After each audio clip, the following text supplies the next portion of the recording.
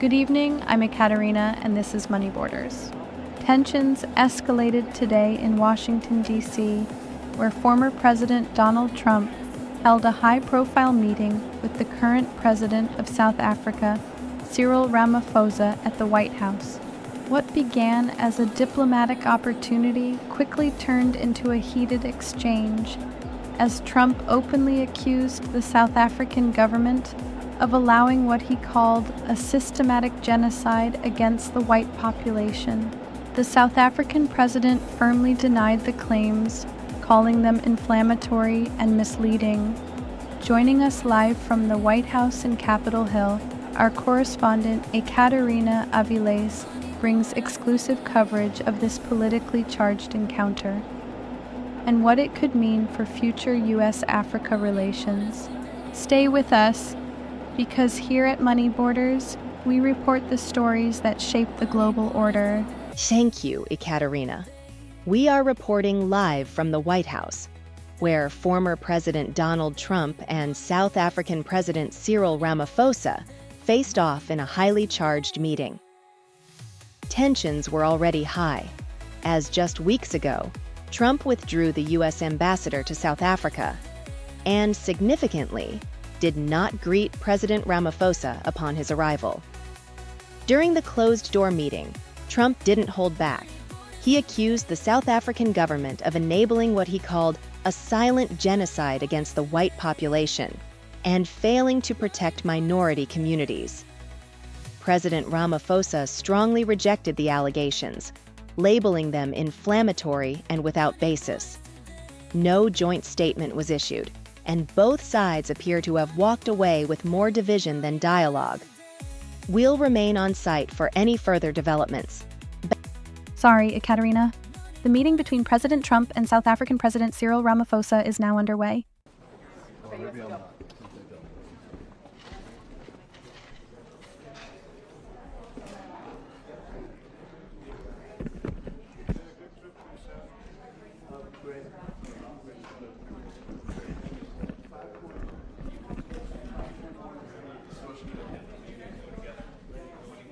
To the Middle East.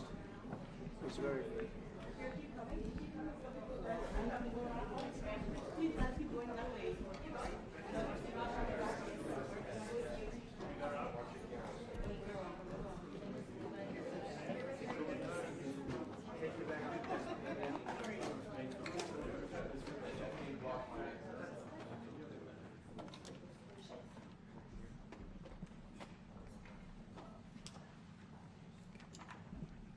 Thank you very much, everyone. It's a great honor to be with the President of South Africa, President Ramaphosa, and he is a man who is certainly in some circles really respected, other circles a little bit less respected, like all of us in all fairness, like all of us. We all like that. We also have a few of my friends. Ernie Els, a great golfer. He's a truly great golfer. Retief Goosen, who's an other really, we call him really a great golfer too, Ernie, right? You two guys are fantastic. And we could add Gary to the group, Gary Player. What a group of golfers South Africa's had. Yes. There must be something in the water, right? It's something good. These two guys are unbelievable. It's the water set. Yeah, Gary's Gary. And David Frost, also another one that I know is such a great one. Indeed. Was he as good a putter as they say, David? He's a putter. He's a putting machine, right? Absolutely. But he's another one. So something very good about South Africa in golf, and golf is still doing great in South Africa. And they have young players, I hear, coming up that are going to be very good. But it's an honor to have you here, and my friend, it's an honor to have you, one of the greatest businessmen in South Africa and long beyond. Thank you for being here. It's very, very great honor. Appreciate it. So we're going to be discussing certain things. As you know, we have the G20 is going to South Africa. When is that going to be? In November. In November. And thereafter, I hand over to you. And yes, we have it next. You originated the G20, so I'll hand over the baton to you, and then you lead the G20 we're in the gonna world. We're going to have it the following year. Yeah. So we'll be discussing many things, and some of the things you've been reading about in the papers and Yes. the media. And I would say that, look, The president is a truly respected man in many, many circles, and in some circles he's considered a little controversial. But we're going to be discussing some of the things that are taking place in South Africa and see if we can help. And we want to help. And we've had a long relationship with South Africa. I have, because indirectly I have so many friends that live there. I have a lot of friends. I mean, these are famous guys, but I have a lot of friends that live there that are tremendous people. And we'll be discussing that. We'll have a nice conversation, and I really appreciate that you guys came along. It really helps us in our thought process. But it is a great honor to have you, and I appreciate you called. He called. I don't know where he got my number, but I picked up. He said, I want to come over and see you. And that was my honor, and thank you very much for being here. You're most welcome. Thank most you very welcome. much. Well, thank you very much for welcoming us to this reformed White House. I've been here before, and it looks really fantastic. I must congratulate you. Thank you. But I also thank you for allowing our delegation. This is a very mixed delegation that you've got. We've got people from government, my ministers. I've got someone from the trade union movement who we really collaborate with, and from business as well, and our sporting legends. When I spoke to you, you said, yes, come along and bring Gary Player, bring any else, and Retief Goosen. I've brought the two of them. Gary Player, I spoke to him, and he said, look, I'm getting rather on in my years, but wishes us luck in this discussion with you. So it's a real joy, and I'd also like to thank you for allowing your people to start discussions with us at the trade level. I mean, we are essentially here to reset the relationship between the United States and South Africa. We are long-standing partners in many, many ways. We've collaborated in many fields, in space issues, in energy, and in trade, and we therefore need to reset that, particularly in the light of some of the announcements that you made on trade and investment. So we want to advance more trade between the two of us, two countries, and our people now have been empowered by yourself and by myself to start engaging, and we hope that we will be able to fuel that engagement during our talks. And we also want to discuss issues that have to do with how we promote further investments in both countries. We've got about 22 companies from South Africa that have invested in the US, thus creating a number of jobs. And similarly, you've got almost 600 companies that have invested in South Africa, and some of them have been in South Africa for more than 100 years. That's true. So our links are really long-lasting, and we would like to recalibrate those relations between our two countries and discuss a whole range of issues, geopolitical, the work that you're doing to bring peace around the world, in Ukraine and in the Middle East. So we value that, and we are also a great contributor to peace processes that are going on around the world. And of course, we want to discuss how we can support each other. You are a much bigger economy than we are. We're just a tiny economy, but we rely on each other on a number of issues. We've got critical minerals that you want to fuel the growth of your own economy and reindustrialize. So we have that on offer, including rare earth minerals. So all that combination of opportunity and the products that we buy from you, as well as what we sell to you, I believe makes up a really good and powerful relationship, which we need to strengthen, which we need to engender, and that is really what has brought us here. And we are really privileged to have, great South Africans in the mix. As you said, you'd like to see them as well. And I brought you a really fantastic golf book. Weighs 14 kilograms. Oh, that sounds good. And it showcases the golf courses in our country. Johan Rupert wrote preface, so did Annie else. And I want to showcase our golf courses. You might remember when I spoke to you and we spoke about golf, you said I should start practicing. And I've started practicing, President, so I'm ready.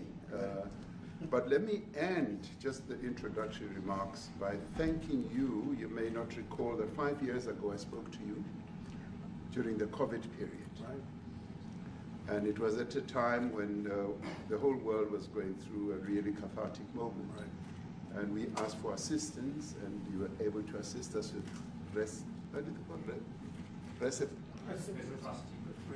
respirators, respirators, and you kept to your word, and you delivered respirators to us. We didn't have as many in our country, and it really helped to help us deal with COVID. So I'm here also to say thank you and to thank the people of America for having helped us during a really difficult time. Being the small economy that we are, we needed help from around the world. And you were there to provide that. So thank you very much. I remember the call. Yeah. We sent 150 respirators. We became the respirator king. We started making them. Nobody had them. We had very few of them. That's right. But they were very helpful. But we sent 150, and I appreciated the letter. You wrote me a letter. That's right. Yeah. Thank you. Yeah. I appreciate that very much. Thank you very much for that. It really touched my heart after I spoke to you, and you delivered. So, great honor. Thank you very much. Yeah. Any questions, please? Mr. President, we welcome white Afrikaner refugees here. Can you explain to Americans why it's appropriate to welcome white Afrikaners here when other refugees like Afghans, Venezuelans, Haitians have all had their protected status revoked? Well, this is a group, NBC, that is truly fake news. They ask a lot of questions in a very pointed way. They're not questions, they're statements. We've had tremendous complaints about Africa, about other countries too, from people. They say there's a lot of bad things going on in Africa, and that's what we're going to be discussing today. When you say we don't take others, all you have to do is take a look at the southern border. We let 21 million people come through our border, totally unchecked, totally unvetted. They came from all over the world. In many cases, they're criminals. They come from prisons. They come from mental institutions. They come from street gangs. They're drug dealers. So don't say that we didn't take them. We take them. We're trying to get them out as fast as we can. And we're doing record business on that. And we just won a big case where we're allowed to send back hundreds of criminals to Venezuela. Just won that today in the Supreme Court. I'm happy to hear. But we do have... ¿Estás viendo videos en YouTube? Este también puede ser el momento perfecto para dar un paso hacia una mejor. A lot of people are very concerned with regard to South Africa, and that's really the purpose of the meeting, and we'll see how that turns out. But we have many people that feel they're being persecuted, and they're coming to the United States. So we take from many locations if we feel there's persecution or genocide going on. And we had a lot of people. I must tell you, Mr. President, we have had a tremendous number of people, especially since they've seen this. Generally, they're white farmers, and they're fleeing South Africa, and it's a very sad thing to see. But I hope we can have an explanation of that, because I know you don't want that. It's a kind of a different meeting. Normally we have meetings, we talk about trade, and we'll be talking about trade and other things. But that certainly will be a subject that comes up. Yeah. Yes, please. Brian? Thank you very much. I'd like to get your thoughts on Letitia James, Director Polte. According to him, Letitia James says that the alleged mortgage fraud was simply a mistake. I want to get your thoughts on that. She put down that her father was her husband in order, and this is very similar to, I guess, the false attacks they had on you.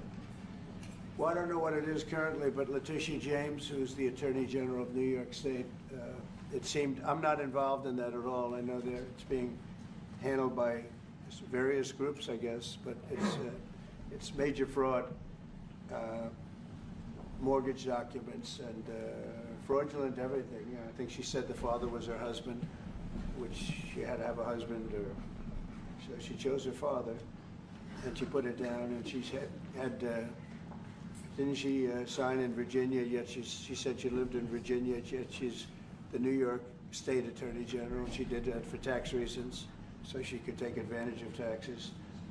And she had the wrong number of units. She had a much different number, which wouldn't have allowed her to qualify and scam the government. So I don't know. I think she's very bad for New York, but I really don't know too much about it. But I appreciate the question. Thank you very much. Yes. Mr. President, what's the process for you to be convinced that there's no genocide? Please. Thank you, Mr. President. So May 25th will be the celebration of Africa Day, which pretty much a lot of celebration will be taking place around the world, including here in the United States.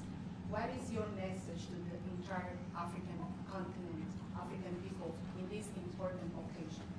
Well, I want to see peace, and I want to see happiness. I want to see health, and you have incredible land. There's tremendous value. A lot of countries don't have that value in the land, the value you have. We have a situation, I think you probably heard about it. We've done through some very talented people, helped settle a war that's been raging for years, Rwanda and the Congo.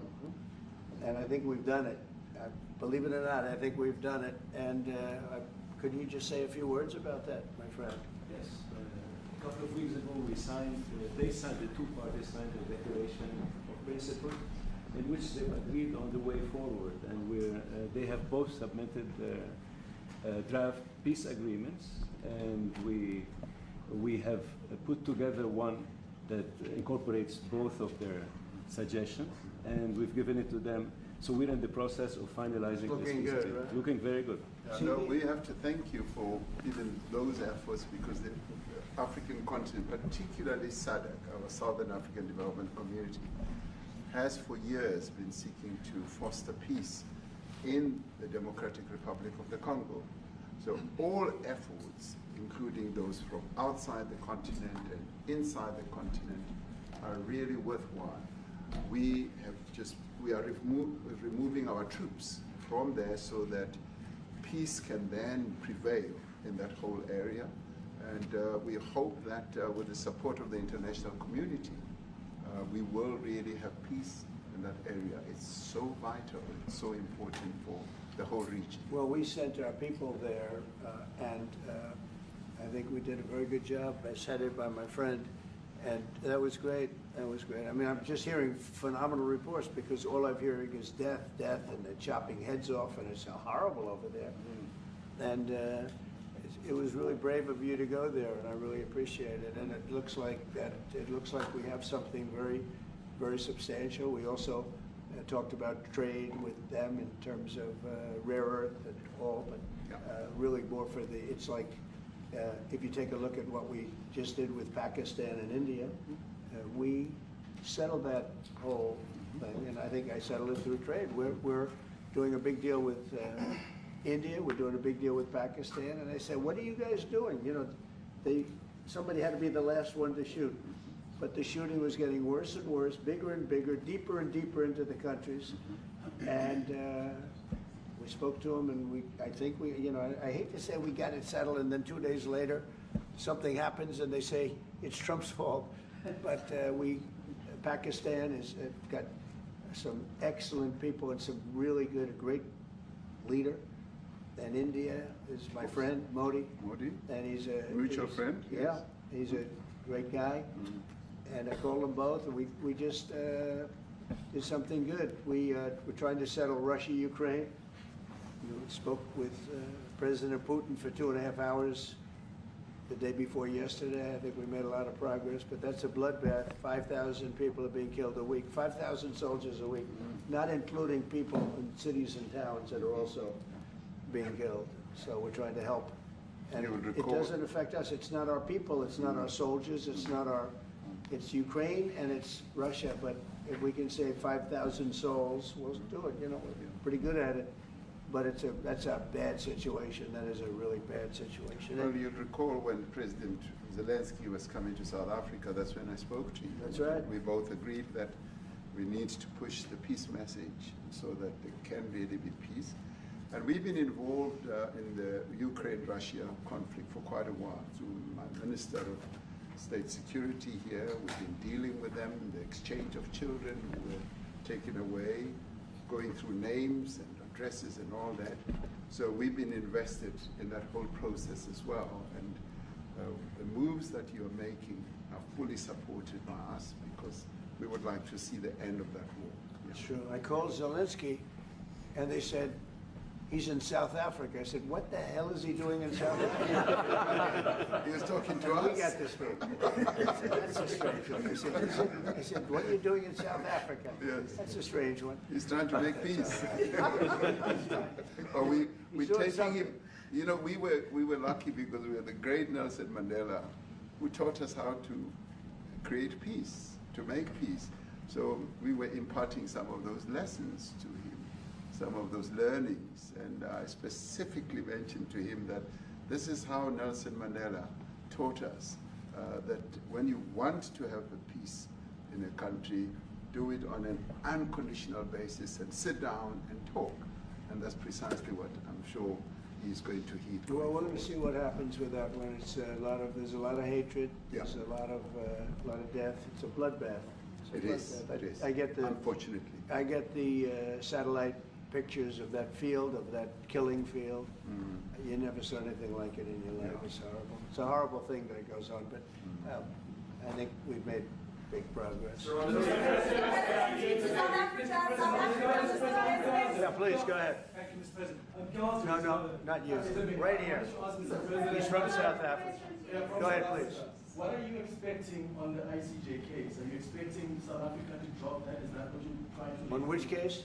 The ICJ the International case Criminal Justice.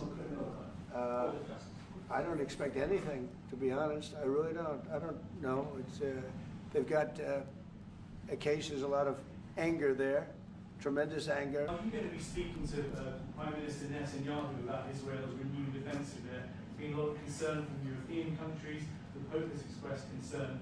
Are you going to be asking Prime Minister Netanyahu to tone down the offensive in Gaza to let more aid in? Was that a question or a statement? It's a question. This guy's, you never change. Mr. President, this time, what would it take for you to be convinced that there's no white genocide in South Africa? Well, I can answer that for the President. It's for him. No, seriously. I'd rather have him answer. Yeah, I'd rather answer that. It will be. Our President will respond to you. Yeah, Thank you, Mr. President. It will take President Trump listening to the voices of South Africans, some of whom are his good friends, like those who are here. When we have talks between us on around a quiet table, it will take President Trump to listen to them. I'm not going to be repeating what I've been saying. I would say if there was Afrikaner farmer genocide, I can bet you these three gentlemen would not be here, including my Minister of Agriculture. He would not be with me. So it'll take him, President Trump, listening to their stories, to their perspective. That is the answer to your question. But, Mr. President, I must say that we have, wait. We have thousands of stories talking about it. Sure. And we have documentaries, we have news stories, and that. Is Natalie here, somebody here to turn that? I could show you a couple of things, and it has to be responded to. Yeah, sure. Let me see the articles, please, if you would, and turn the lights down. Turn the lights down, and just put this on. It's right behind you, Johan. There's nothing this parliament can do. With or without you, people are going to occupy land. We require no permission from you, from the president, from no one. We don't care. We can do whatever you want to do. Who are you to tell us whether we can occupy land or not? We are going to occupy land. Yeah. South Africa occupy land. That's who we are. We don't care what to do. We can withdraw my membership from this useless party.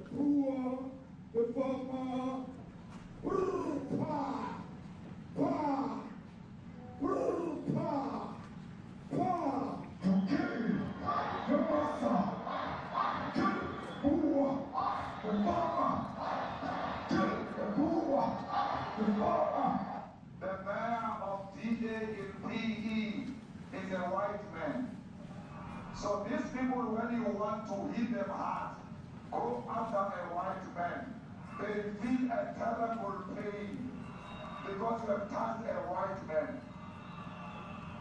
Not because Peshawar and Suri will not be touched. They will be touched, don't worry. But we are starting with this whiteness. We are cutting the throat of whiteness. Shoot, kill, Yamasa, kill the brewer, the farmer, kill the brewer, the farmer. Brr, pa, pa, brr, pa. Shoot to kill, Yamasa, kill the brewer, the farmer, kill the brewer, the farmer. Brr, pa.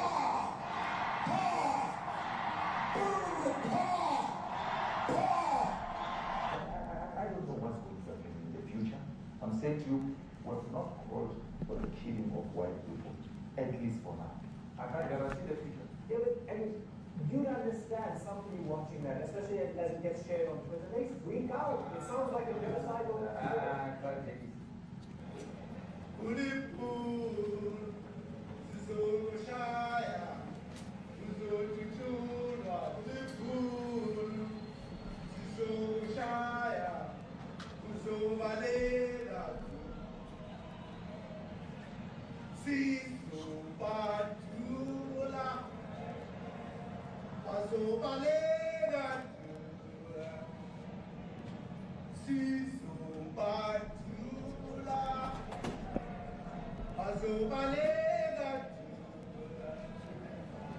Who will expropriate land without compensation, whether they like it or not. If they object, they can seek refugee in America. Now this is very bad. These are burial sites right here. Burial sites. Over 1,000 of white farmers, and those cars are lined up to pay love on a Sunday morning. Each one of those white things you see is a cross, and there's approximately 1,000 of them. They're all white farmers, the family of white farmers. And those cars aren't driving, they're stopped there to pay respects to their family member who was killed. And it's a terrible sight. I've never seen anything like it. Both sides of the road, you have crosses.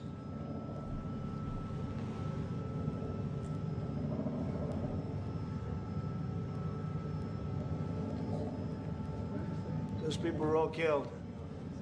Have they told you where that is, Mr. President? No, I'd like to know where that is, because this I've never seen. Okay. I mean, it's in South Africa. That's where. We need to find out.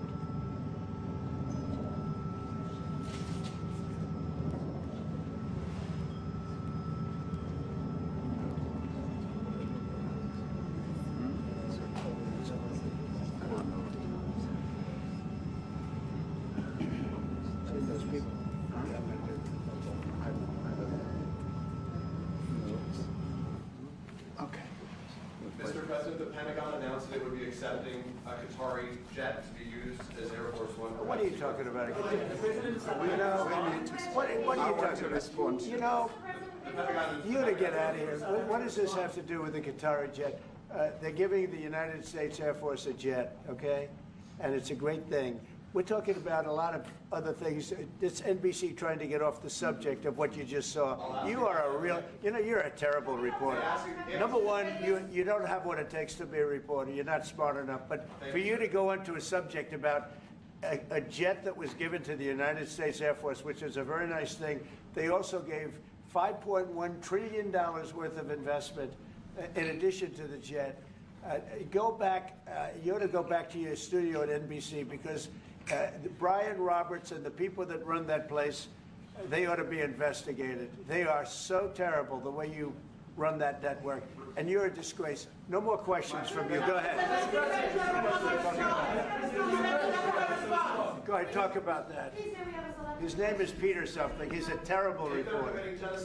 Quiet, quiet, quiet. Let's go. Thank you so much. President Trump, Anna Disaster from ENCA in South Africa. Thank you very much. Thank you very much, Steve. What would you like President Ramaphosa to do about the situation I that we've don't just know. seen on the screen? I don't know. Look, these are articles over the last few days. Death of people. Death, death, death. Horrible death. Death. I don't know. To pick anyone, white South Africans are fleeing because of the violence and racist laws. And this is all, I mean, I'll give these to you. No, So when you say, what would I like to do? I don't know what to do. Look at this. White South African couples say that they were attacked violently. And, President Trump, when will you go and see for yourself if it is indeed true? well, I could do that. Look, here's burial sites all over the place. These are all white farmers that are being buried. And he asks about a jet that was given. You ought to be ashamed of yourself. You know, you are so bad. You're such a bad reporter. President Trump,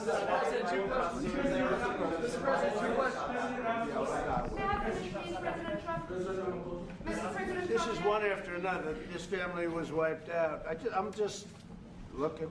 Can we get a response from President Ramaphosa, your please? reaction to those videos, Mr. President? President Trump, Well, I think the videos are so.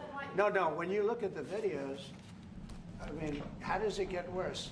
And these are people that are officials, and they're saying that kill the white farmer and take their land. That's what it is. And I have other friends in South Africa. I have people that left. One in particular that says you can't go there. He said they want to take your land. They take your land and they kill you. It's okay, and they say it's okay to do. Now we're going to talk about it. But this is a tremendous look. This is a story recent. These are all people that recently got killed. You know, the men that you saw, the people that you saw in that movie, those are officials. Those are people that were in office. They had one march. They had a dance in your parliament, whatever you may call it, legislature. Well, let me clarify that. Yeah. Let me clarify that, because what you saw, the speeches that were being made, one, that is not government policy. We have a multi-party democracy in South Africa that allows people to express themselves, political parties to adhere to various policies, and in many cases, or in some cases, those policies do not go along with government policy. Our government policy is completely against what he was saying, even in the parliament. And they're a small minority party, which is allowed to exist in terms of our constitution. But you do allow them to take land. No. You do allow them to take land. Nobody can take land. And then when they take the land, they kill the white farmer. And when they kill the white farmer, nothing happens to them. No, there is nothing happens to them. There is criminality in our country. People who do get killed, unfortunately, through criminal activity, are not only white people. Majority of them are black people. And we have now been utilized. The farmers are not black. I don't now say that's good or bad, but the farmers are not black. And the people that are being killed in large numbers, and you saw all those grave sites, and those are people that loved ones going, I guess on a Sunday morning, they told me, to pay respect to their loved ones that were killed. Their heads chopped off. They died violently. And, you know, I mean, we're here to talk about it, and I didn't know we'd get involved here. But I will say this, that if the news wasn't fake like NBC, which is fake news totally, one of the worst, ABC, NBC, CBS, horrible. But if they weren't fake news like this jerk that we have here, if we had real reporters, they'd be covering it. But the fake news in this country doesn't talk about that. They don't want to talk about it, but now they have to talk about it. But they won't. This won't even be a subject. They'll have him talking about why did a country give a free, think of this, why did a country give an airplane to the United States Air Force? Okay, the United States, not to me, to the United States Air Force, so they could help us out, because we need an Air Force One until that's Air Force One, it's being built. 2 of them being built. But Boeing's a little bit late, unfortunately. So why did they give us a plane to the United States Air Force? That's what that idiot talks about after viewing a thing where thousands of people are dead. I'm sorry, I don't have a plane to give you. I wish you did. I'd take it. I would take it. If your country offered the United States Air Force a plane, I would take it. Okay. But coming back to this issue, which I really would like us to talk about, and talk about it very calmly. We were taught by Nelson Mandela that whenever there are problems, people need to sit down around a table and talk about them. Well, there are problems. And this is precisely what we would also like to talk about, including, of course, trade matters, investment matters. So the issues that concern you as the United States. Those are all recent. Those are all deaths. Yeah, in many ways, I mean, one should say you are a partner of South Africa, and you are raising concerns, and these are concerns that we are willing to talk to you about. Let me just add quickly, you know, the criminality that we are experiencing in our country needs quite a lot of technological capability. And in one of our areas in South Africa, we're using US technology, which is able to, in many ways, identify where shootings are happening and all that. And I'd like to talk about that because there is support that we can get from you as the United States to help us deal with all these acts of criminality. And that is what I believe partnership is all about.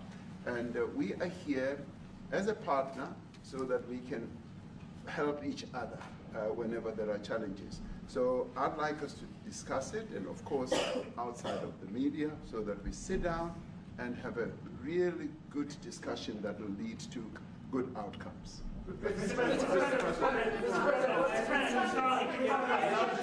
any other punitive measures that could be in place should you not be satisfied that South Africa is fixing some of the very bad things, in inverted commas, that you tweeted are happening? Well, there are a lot of bad things happening in many countries, but this in particular has been very, very bad, and because of we're going to have the whole world watching in another short period of time because you have the G20, and that's a big deal. And it seems like, I want you to look good.